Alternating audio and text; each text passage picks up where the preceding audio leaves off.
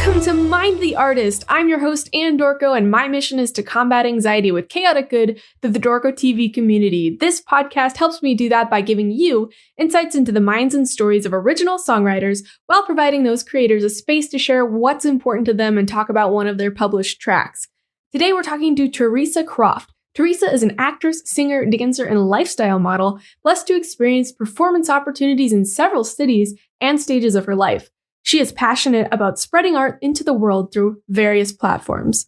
Theresa Croft, welcome to Mind the Artist. Thanks for joining me on the show today.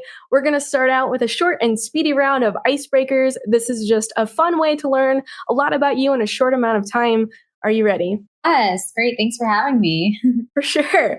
So what is a favorite nickname for yourself? A lot of people call me Tree, which, I used to be like, what the heck at first, but then now I'm like, I kind of like it.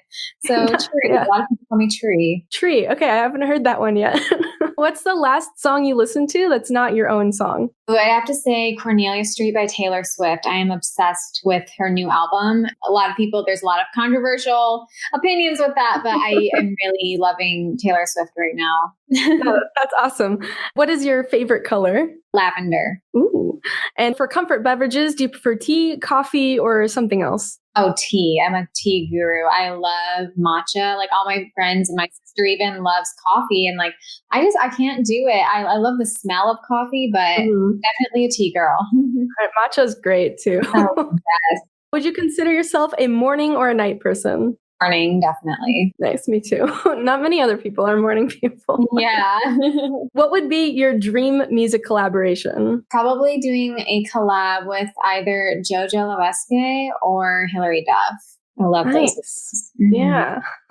And what's something you're really proud of yourself for? I think just being independent. I think it takes a certain mentality to be independent and move away from home at such a young age. I think I'm quite proud of myself for that. That's awesome. And how would you describe yourself in 3 words? Yeah, probably passionate, petite, and energetic. Who is your biggest motivator or personal influence? I have to say probably my mom, just because she's always been there and she's always supported me in anything I do. And she always gives and gives. And I feel like I need to just repay her every time, but she doesn't even expect anything. It's just one of those people that just is always there, in your life. So, yeah. That's awesome. Having unconditional support is so valuable. Yeah, exactly.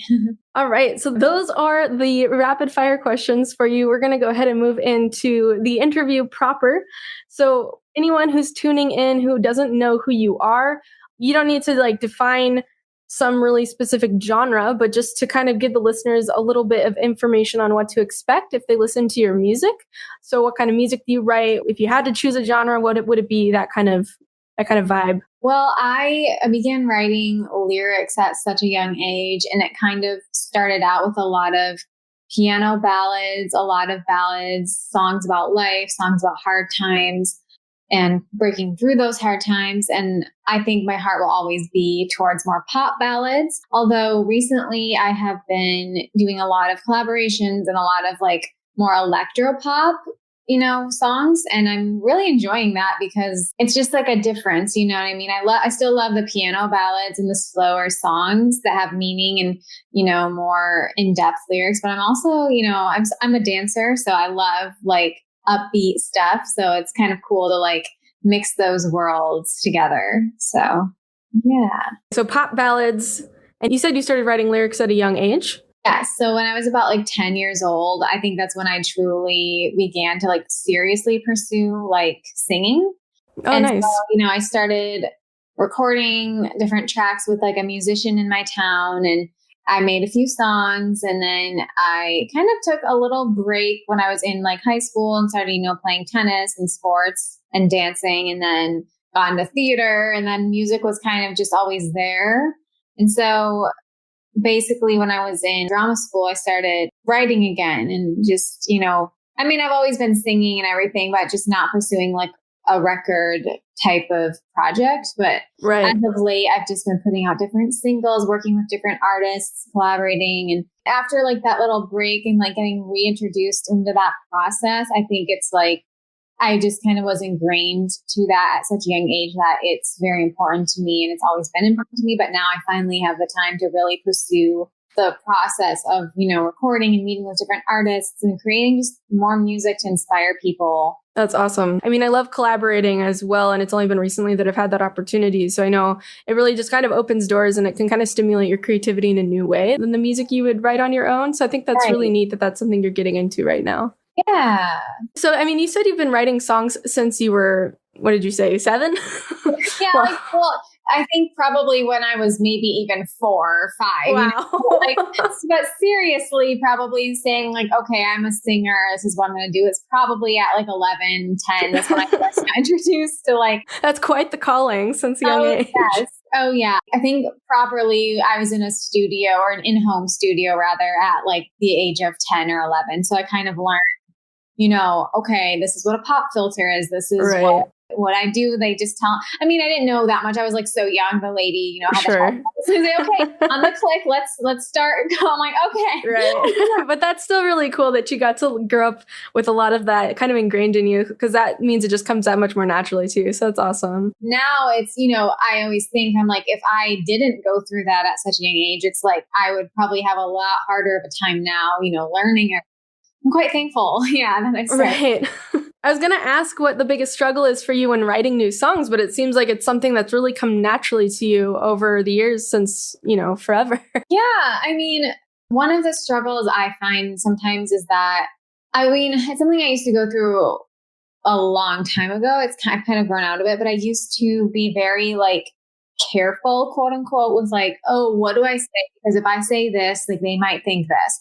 And now I'm to the point where I've gone through a lot in life and I pull through life experiences. That's a huge influence in what I write about and what I want to say to the world. Because, one of my biggest inspirations and mentors, she always says, a song is like a child. It's a baby into the world. It's your baby, your child, to use that metaphor. And I think that I want to say what I truly want to say, because I used to get so wrapped up about what someone might think about what I say. And now I'm just like, you can have your opinion, because when you think about it, everyone's going to have their opinion, and it might not be good. It might not be what you want to hear, because of course you want people to enjoy your music and enjoy what you're saying and appreciate it.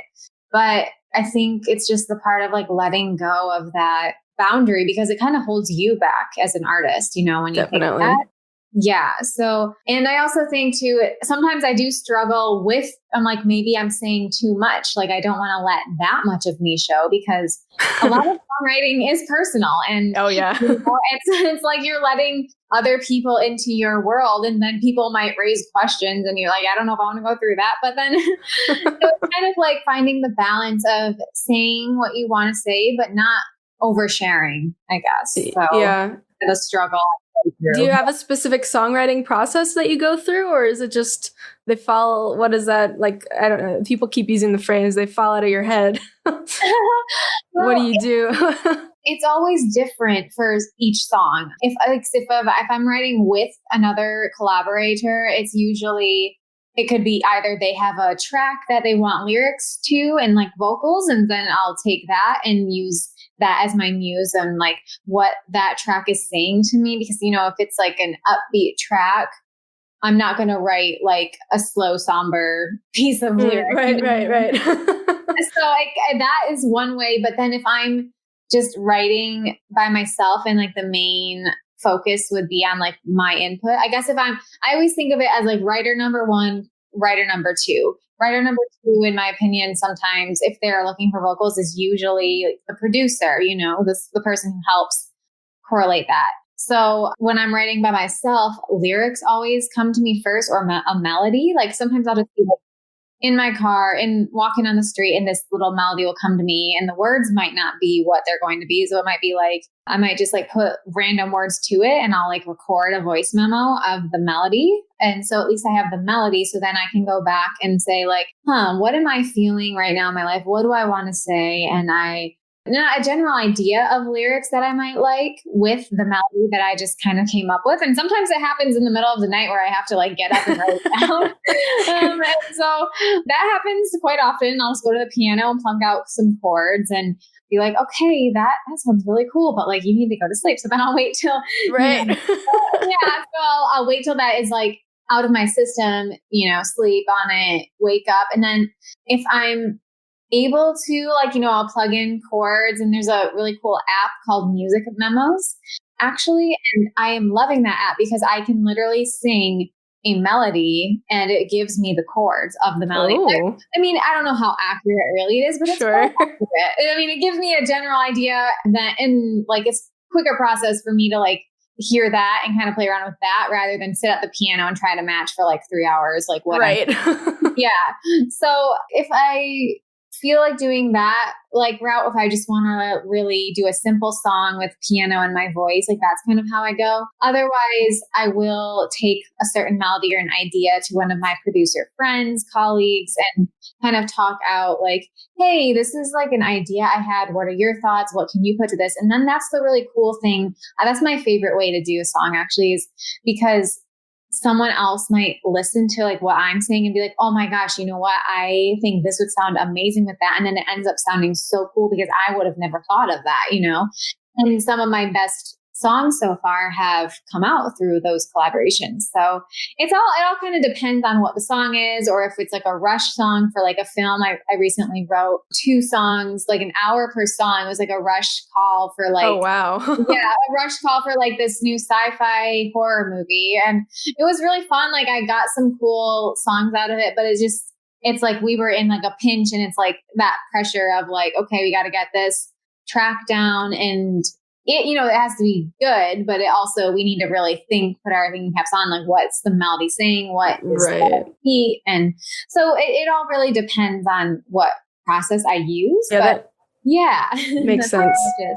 Mm-hmm. Okay, so that really pushes me into the next part where I would like to ask you, what was the inspiration and story behind Push? So out of those different processes, what pushed you to write the song Push? So Push is very interesting because I wasn't really it was like sometimes I like not plan a song, but like have an idea for a song. But like with Push, it kind of just naturally came. And I took like a melody that I had, and I was like, I really like this melody, but I was asking myself, I'm like, okay, what am I going through right now in my own life? What am I going through or pushing through? And I really was going through something on the topic of like, okay, I always have to be on, like always get everything right, pushing for that like perfectionism, quote unquote, goal.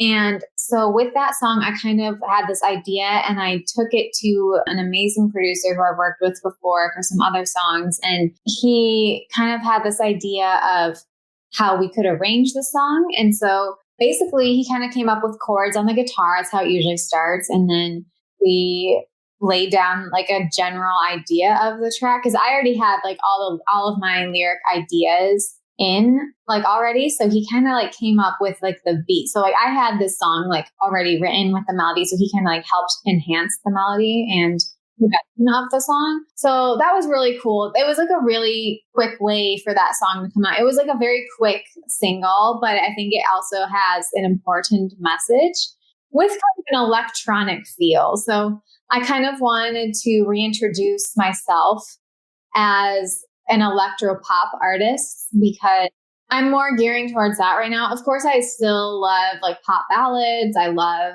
piano, but I just kind of want to add that richness and that electronic texture to my work just because it's very contemporary. And I feel like a lot more people, the thing is, it's like, I want people to get a message out of a song, but I also want them to not, fall off the track of like a ballad. You know what I mean? So if you put like important, meaningful lyrics to an upbeat or more of a, vibey, musicality like piece, I feel like people are more ingrained to like listen and actually hear the lyrics. So like the lyrics are very important to me. Like lyrics are always first to me because it's like, what are you saying? You can have, like the best beat with like all this auto tune and blah, blah, blah. Mm-hmm. Like, what's the message of that? Like what?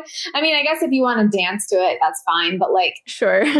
I like valuing people's time. I like giving people a piece of something, to think about, to ponder about. And with Push, like the lyrics for me, I mean, I've talked to a lot of people actually that listen to it, and some of them are, it means something totally different to them that I would never have thought of. Or they're confused and they're like, what does it even mean? But I'm like, it can mean something different for everybody. But for me personally, and this is the first time I'm actually saying this, so your podcast is like debuting, like what? Oh, cool.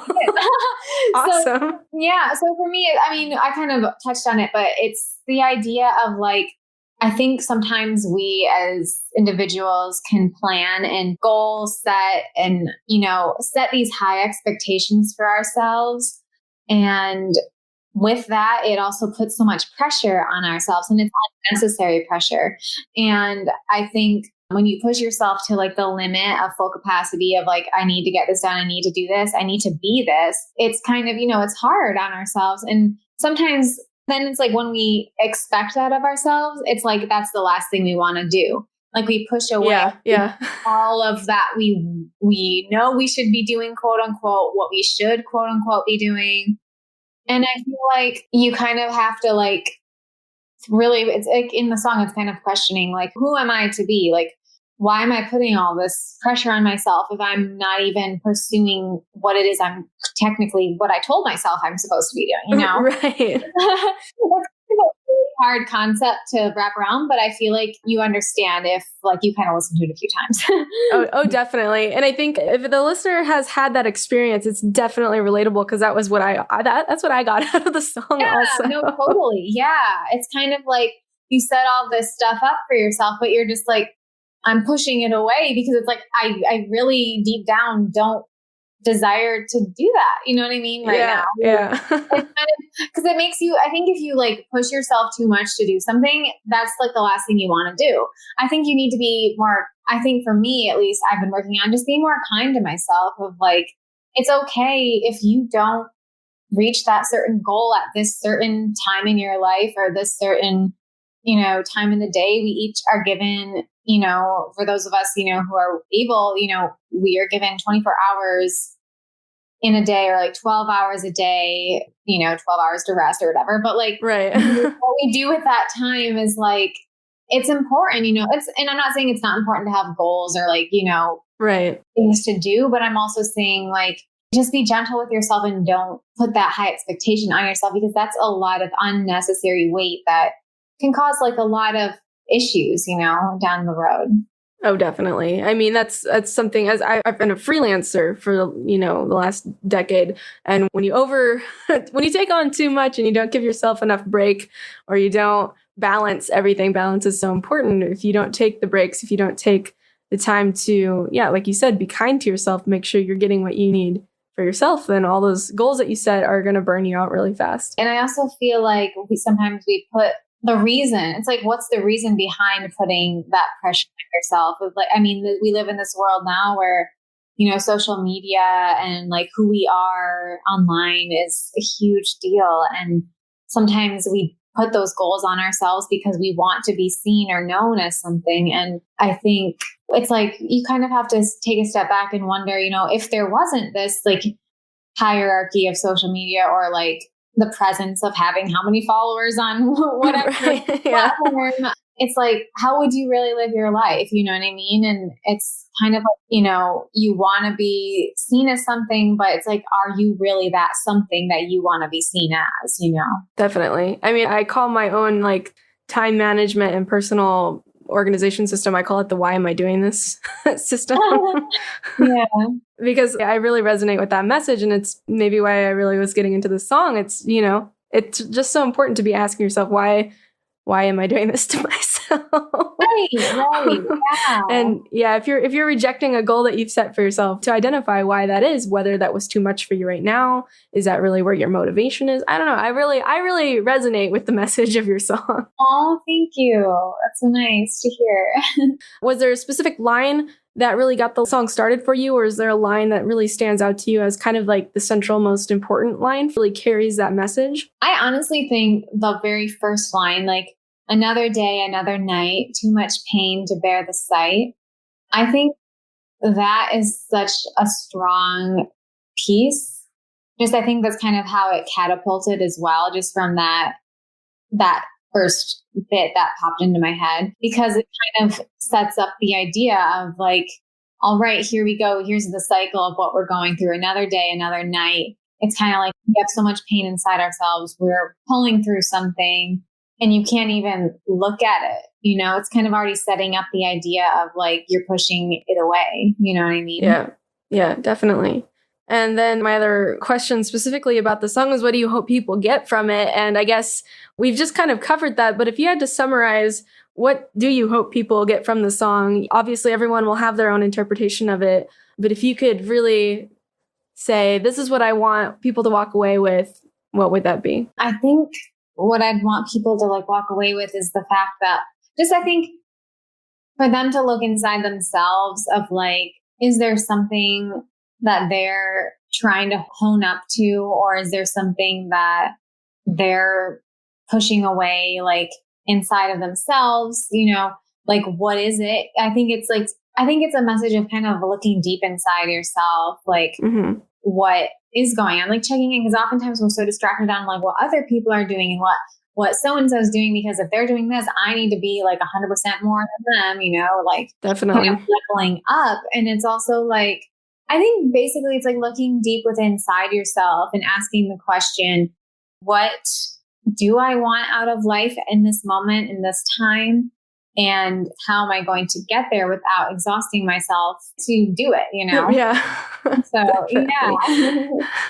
No, I think that's amazing. And I think that's really great that you're so in touch with your own lyrics and your own content. I know that you said that the lyrics and content are really important for you, and that the quality of how lyrics are presented really serve a song well. If you could impart that somehow beyond just saying that it's important, what would you want to tell other songwriters? What would you want songwriters to really take to heart in their own songs? And by hearing this, what you've done and why it's so important for you, what do you want to tell other songwriters that they can learn from this? I think especially if you are starting out like as just a singer who's just getting into, you know, writing lyrics and learning the song formats and the different things you can do with like collaborations, I think I would say don't be afraid to feel a little uncomfortable, you know, a little uncomfortable meaning to dig deeper inside yourself, of being personal, like making your song personal, because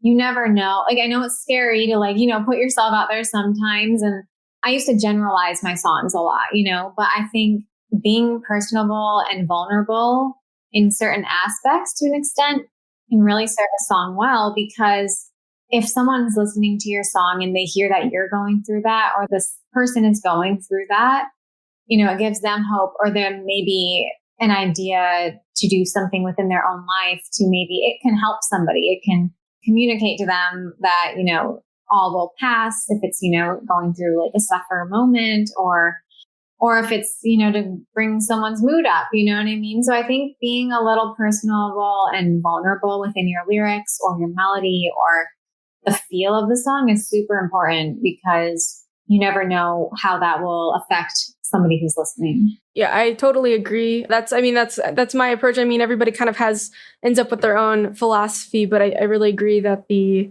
personality and the personalness really, really makes a difference. And for me, that's what's so valuable about art in general, is that you really get to feel what the artist felt, and that helps you not feel alone. It helps give you hope, like you said. So there's a lot that can be taken away from a listener, right, when they hear that. Right. You do a lot of different types of art, if I understand correctly, and you have a lot going on. So what is the future of creation for you? What are your current creative goals? I know you said you're focusing on kind of reinventing yourself with electropop music. What else are you doing out there? I mean, I think my biggest 3 strong points, I mean, I'm an actress, I'm a singer, and I am a dancer. So I mean, my ultimate goal would be to be in a movie musical of dance on film, sing on film, act on film. And I think acting is like the key player here, because it's like, if you don't have emotion or feeling in a piece of dance, in a piece of song, in a piece of any artwork. It's like, what is the artwork? In my opinion, it's like you have to have something, some emotion, some message, some message you want to portray. And I don't know if you've seen La La Land. I haven't watched it. No. Oh, you need to. Oh my gosh, it's so good. It's on my list. I have a long list though. Yeah. But even I get a kick out of the old Hollywood movie musicals, and it would just be so cool to do something to incorporate everything I love, singing, acting, and dancing. But I mean, as of now, it's like I'm just working hard on my music and covers and trying to build that platform, because I feel like I connect to a lot of my audience and my fans through that, because it's something they can resonate with and listen to wherever they are. But then also it's like, I'm just working on, my craft as an actress. I love acting. I love live theater. I love film. So I guess, I'm just kind of in that point where I'm kind of like cruising through, if that makes sense. I'm riding the wave of what's going to happen. I'm not expecting anything, but I'm also not expecting, not waiting around either, because you're making stuff. Yeah, I guess I'm just creating things for myself at the moment. So we'll see. That's so great. And then do you have a website or somewhere that listeners can go and check out what you do? Yeah. So if you go to www.theresacrofttalent.com, that's TheresaCroft talent.com. You'll find everything about me. There's pictures, there's music, there's some of my performance clips. And then my Instagram is just at Theresa Croft _. And I post a lot of different photos, messages. Sometimes there's tap dance choreography. Oh, fun. So yeah, I love interacting with people and spreading the message of hope. I guess that would be the one message I want people to leave with. Well, that's great. I'll be including links to the website that Theresa just mentioned and her Instagram and whatever other links that we dig up that we'd like to share. Those will be available in the description of the episode. So be sure to go check out those links. And then, Theresa, what would you wish that you could tell your younger self about art and perfectionism? I would tell myself to just slow down, to slow down and not be so hard on myself. I think it's kind of similar to what this song is about. It's just, I held myself accountable for so many things that were, in the long end, it sacrificed my well-being for, I kind of exhausted myself in the sense of trying to reach this unattainable goal at the moment. And I think it's just being patient. That's the one thing, being patient and not ever losing hope, because you can be whoever you want to be. Like, there's no timeline. The only timeline is the one you put on yourself, and you shouldn't do that to yourself. Right. And, there's this whole thing too of age skepticism. How do you even pronounce that? Skepticism. Is that a word? I'm not great at English either. Skepticism. There's this whole thing of like, oh, you need to get known before you're or whatever. I mean, I'm still quite young myself, but I'm back in the day was thinking, oh, when I'm 18, I'm going to be this. And I'm like, I still am always pushing for just the best I can be in the moment. And I think it's just being present and hopeful wherever you are, whatever. Everyone's journey path is different, and everyone gets to where they're going eventually. And we can't be, everything for everybody at all times. It's just absolutely. We would crash and burn. We would not function. And I think, taking care of yourself first is so important. Like, if you aren't, thriving yourself, it's like, how do you expect to serve others in a thriving manner, Absolutely. So, I mean, you've kind of just ended on a really poetic note, but I always ask, do you have any last thoughts or words, or, as you've just said, you want to spread a message of hope. Do you have any last thoughts on that for anyone out there? Yeah. So being hopeful in the sense of just being yourself as well. Like, I feel like a lot of people try to be something they're not because they see how other people are seeing someone else. So for example, if someone views like me, for example, as like, oh, I have to be just like her and blah, blah, blah, blah. What you're doing is kind of just sabotaging your own self because you have so much to offer that I don't even have. You know what I mean? So I feel like we all have something to bring to this world, and being authentic in ourselves and being hopeful within ourselves for what we want to accomplish. And it doesn't mean we have to accomplish it tomorrow. It can be whenever it happens, you know, just always dreaming, always being hopeful for what we want to achieve out of this life is so important. And being authentic, like I said, to yourself and true to yourself, standing up for yourself and being who you are, and not just falling into the traps of being someone else because you think that's how you should be. I think that's beautiful. I think that's a great message for people to remember, that there's so many possibilities in life and that you really shouldn't box yourself into just one possibility, because we're each so unique in our own ways. And yeah, so I think that's amazing. I think that's a great message. Yeah, and I also, one last bit would be to, if someone is trying to knock you down or confront you about a way you should be or how you should look or what you should say, it's like being strong enough and being okay enough and comfortable enough in yourself to be like, no, this is who I am. And if you don't like it, or if you don't agree with who I am or what I do, then you don't have to. And I should be able to be okay about that, because not everyone is going to like you, or not everyone is going to think that what you do is on par to them.